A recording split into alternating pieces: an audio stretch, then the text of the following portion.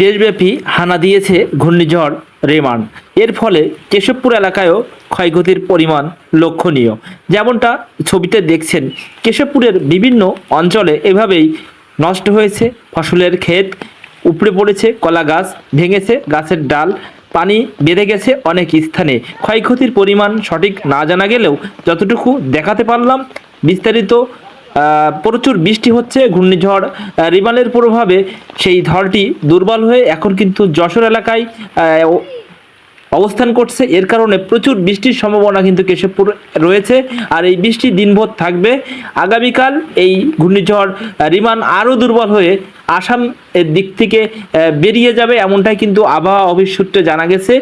আর আপনারা যারা দেখছেন কেশবপুরের এই ভিডিও চিত্র, আরও অনেক তথ্যচিত্র কিন্তু আমাদের কাছে এসে পৌঁছেছে, যদিও কিন্তু আমরা এখনও দেখাতে পাচ্ছি না।